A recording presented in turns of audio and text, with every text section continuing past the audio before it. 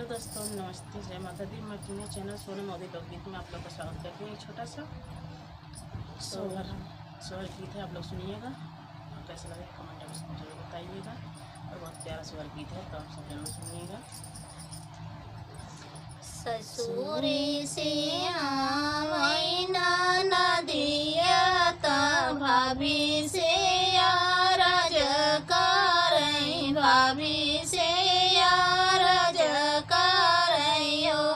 ननदी तोरा भैया बड़ा नीरा मोहिया से जरिया नाहिया, वहीं से जरिया नाहिया।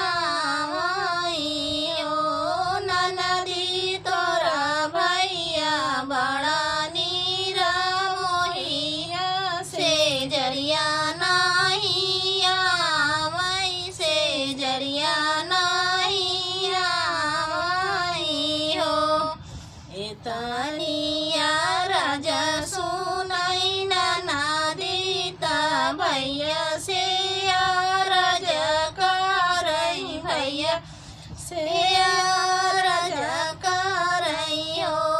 भैया ये तनीता सुंदर मोरी भाऊजी से जरिया चला जात्या, से जरिया चला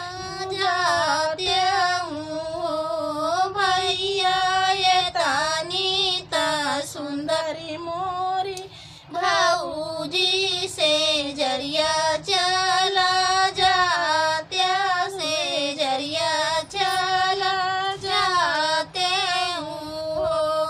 भैया कमाने मालिनिया लो भान्या भाऊजी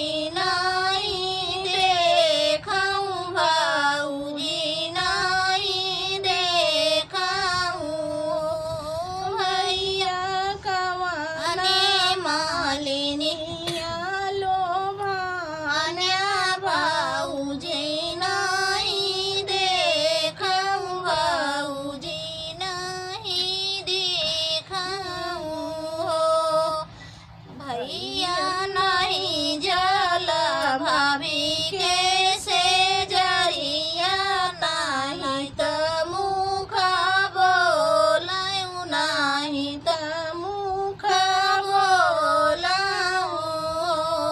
भैया नहीं जल भाभी के से जरिया नहीं त मुखा बोलाऊ, नहीं त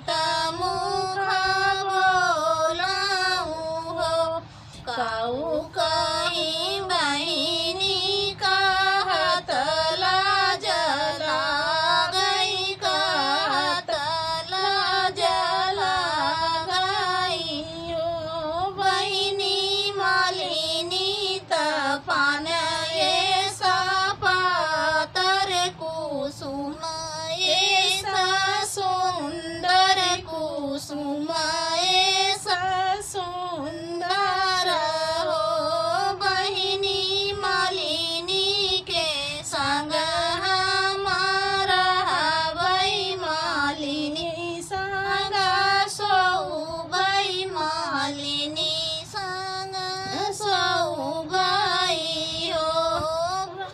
बहिनी मालिनी के संग हमारा हवई, मालिनी संग सौबई, मालिनी संग सौबई हो। तनिया राजा सुनई बहिनी त भैया क्या मुझावई, त भैया समुझावई ओ। भैया छोड़ी दिया पापा के मालिया, मालिनी मालिनी घर रहत्या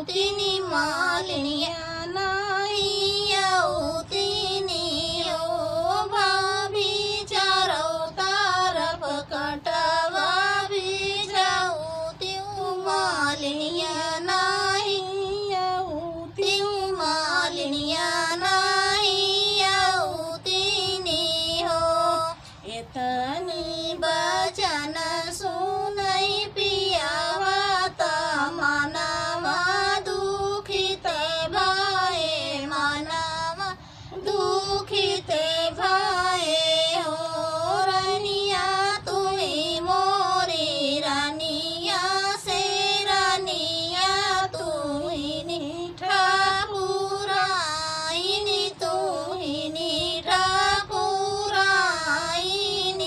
हो रनिया तोहरी के लैके हमारा बैसे जरिया तोहरे सो बैसे जरिया तोहरे सो भाई हो रनिया तोहरी के लैके हमारा बैसे जरिया